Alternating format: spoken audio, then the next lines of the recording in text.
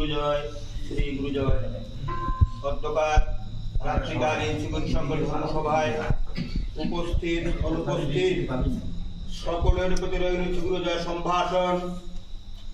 আপনারা সকলেই ধর্ম পিপাসু, সকলেই ধর্মপ্রাণ। গীতায় শ্রী ভগবান বলেছেন, মচ্চিত্তা মদ্গত প্রাণা বোধয়ন্ত পরস্পরম পথয়ন্তশ্চ মাগ নিত্যং শুষ্যন্তি চ রমন্তি চ। আমাতে অর্পিত মন, আমাতে অর্পিত প্রাণ, এই সকল ভক্তগণ পরস্পরকে আমারই গুণকথা আলাপ আলোচনা করে অপার আনন্দ লাভ করে থাকে। আজকে এই সংক্ষিপ্ত সময়টুকু আনন্দের সময় আমি গুরু ভগবানের অভয় চরণে আপনাদের পরমাগতি প্রার্থনা করে সংক্ষিপ্ত আলোচনায় আসছি, পুনরাবৃত্তি করছি গুরু ভগবানের মধুময় বাণী।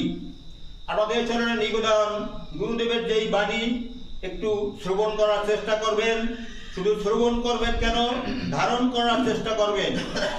ধারণ করতে পারেন তবেই ধনী হয়ে যাবেন। শ্রী শ্রী গুরুদেব বলেছেন, তোমরা কায়মন বাক্যে শ্রীগুরু সঙ্গে শরণ লও। তোমরা শ্রীগুরু সঙ্গে অনুগ্রহ লাভ করিতে পারিলে পরমানন্দ ধাম ও পরমানন্দ নিত্যানন্দ ধাম প্রাপ্ত হইবে। সঙ্গের শরণে সর্ব অমঙ্গল নাশ করে। সঙ্গের ভজনে চিত্ত শুদ্ধি হয়, সঙ্গের কর্মে ইষ্ট সিদ্ধি হয়। শ্রীগুরু সঙ্গ চিরকাল জ্যান্ত থাকিবে। শ্রীগুরু সঙ্গ অক্ষয় অমর থাকিয়া তোমাদিগকে নির্মলাক্ষ স্বর্গে পৌঁছাইয়া দিবেন। বৎসগণ, পুত্রের চিন্তা পিতাই করিয়া থাকেন, কিন্তু পুত্রের কিন্তু একটি কর্তব্য আছে পিতার উপরে। পুত্রের সেই কর্তব্যটি করিতে হয়। অর্থাৎ গুরুদেব বলছেন এই কথা যে শিষ্যের চিন্তা গুরুই করেন, কিন্তু শিষ্যেরও কিন্তু একটি কর্তব্য আছে গুরুর জন্য। শিষ্যের সেই কর্তব্যটি করিতে হয়। শিষ্যের সন্তান ধারণ করাই গুরুর কর্তব্য। আর শিষ্যের কর্তব্য কি? শিষ্যের কর্তব্য হলো নির্বিচারে গুরু বাক্য পালন করা। আমাদের নিজেদের কাছে নিজেদের প্রশ্ন করা উচিত, আমরা নির্বিচারে গুরু বাক্য পালন করি কিনা। শ্রী শ্রী গুরুদেব বলেছেন, আমি এমন কোন আদেশ কাউকে করি নাই যা পালন করতে তোমাদের কষ্ট হয়। তাহা যদি না পারো তবে আর কি করা যাইবে। তারপরে বলেছেন, যে আমার বাক্য মতো চলিবে সে আমার আশীর্বাদের ভাগী হইবে।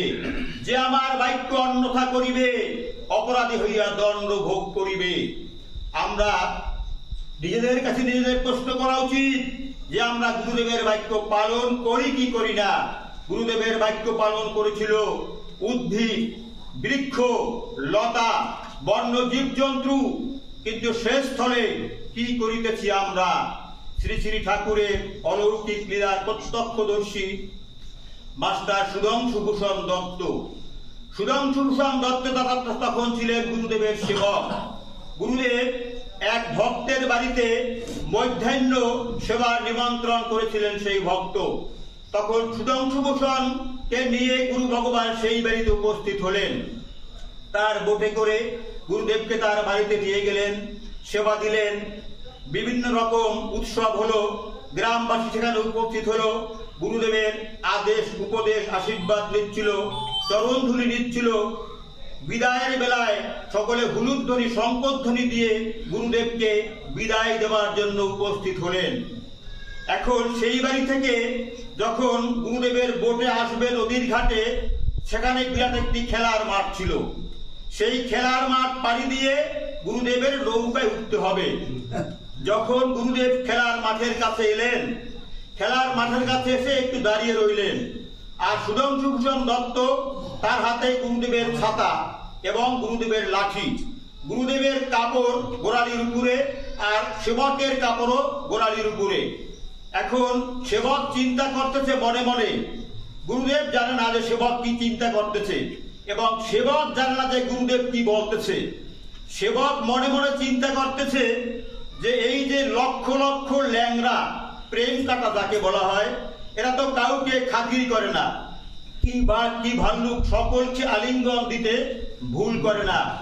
আমরা যদি এখান থেকে সেই নদীতে যাই, নদীর ঘাটে যাই, তবে আমাদের সর্ব অঙ্গে সর্ব কাপড়ে এই ল্যাংড়া লেগে যাবে। আমার বাঁচতে কত কষ্ট হবে। গুরুদেবের ল্যাংড়া আমার ল্যাংড়া বাছাই করতে আমার বিরাট বিপদ হয়ে যাবে। এই কথা সেবক মনে মনে চিন্তা করতেছে। শরণাগতের অন্তরের নিভৃত প্রার্থনা যিনি শুনিতে পান, তিনি তো অন্তর্যামী ভগবান। অন্তর্যামী গুরু ভগবান শুনতে পেলেন সেবকের অন্তরের কথা। এবার গুরু ভগবান মনে মনে ল্যাংড়াদের নিষেধ করতেছে, হে ল্যাংড়া, তোমরা আমার এবং আমার শিষ্যের কাপড়ে বিধো না। এই কথা বলে সেবককে বললেন, সুধাংশু আসো। এই কথা বলে সেই খেলার মাঠ পাড়ি দিয়ে ধীরে ধীরে চলছে। সেবকের মনটা খুব খারাপ। যখন নৌকায় উঠলেন, নৌকা উঠে গুরুদেব একটু শুয়ে পড়লেন, বিশ্রাম নিলেন। সেবক মনে মনে চিন্তা করতেছে যে গুরুদেব তো এখন বিশ্রামে আছেন, এই সুযোগে ল্যাংড়াটা বেছে ফেলি। এরপরে গুরুদেবের কাছে গেলেন। গুরুদেব তো শুয়ে রয়েছে, চোখ বোঝা অবস্থায় শুয়ে আছেন। গুরুদেবের কাপড়ের কাছে গিয়ে দেখলেন যে একটিও ল্যাংড়া দেখা যাচ্ছে না। বারবার তাকিয়ে দেখলেন যে ল্যাংড়া একটিও নেই। এবার মনে মনে চিন্তা করলেন, এ আবার গুরুদেবের কোন লীলা? এই ল্যাংড়া তো কাউকে আলিঙ্গন দিতে খাতির করে না, তবে এখন আবার কি হলো? এরপরে নিজের কাপড়ে দেখলেন যে ল্যাংড়া একটিও নেই। এখন মনে মনে চিন্তা করতেছে, এবার গুরুদেবের কোন লীলা? এবার গুরু ভগবান শিষ্যের অন্তরের কথা জানতে পারলেন। চোখ মুদ্রিত অবস্থায় বললেন, কি ল্যাংড়া একটিও পেলে না?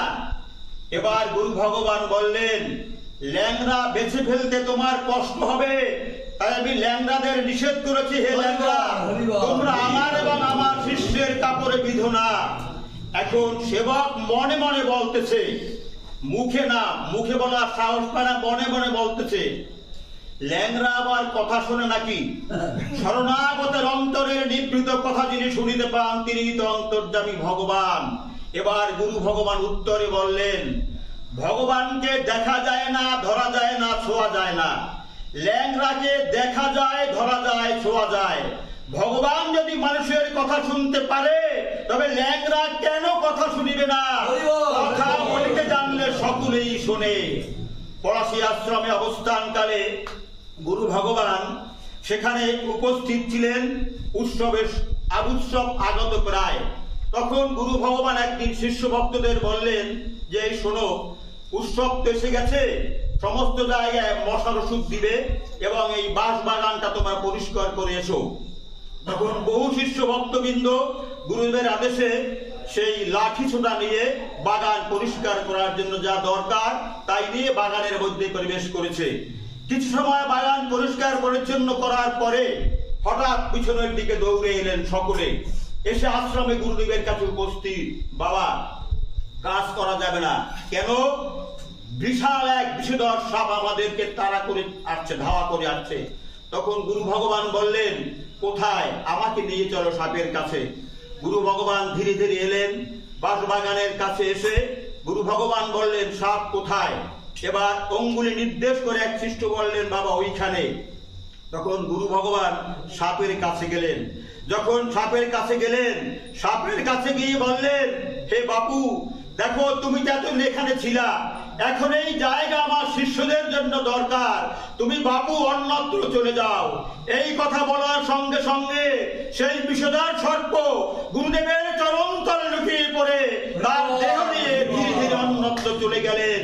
গুরু ভগবান দুঃখ প্রকাশ করে বললেন, দেখো আমার শিষ্যরা কথা শুনতে চায় না, মানুষ কথা শুনতে চায় না, বিষধর সর্প সে আমার কথার বাধ্য হলো। প্রকৃতপক্ষেই মানব জীবনে আমরা যে ভগবানের চরণে আশ্রয় লাভ করতে পেরেছি, শ্রী শ্রী ঠাকুরের অলৌকিক লীলার প্রত্যক্ষদর্শী এক রেকর্ডিং অপারেটর। আশ্রমের ভক্ত সম্মেলনে, কোন এক ভক্ত সম্মেলনে গুরু ভগবান মাতৃসংঘের আয়োজন করেছিলেন। এই মাতৃসংঘের নিয়ম হলো সেখানে বেটা ছেলেদের থাকা নিষেধ। তখন গুরু ভগবান সেই রেকর্ডিং অপারেটরের কাছে গিয়ে বললেন, এই বাপু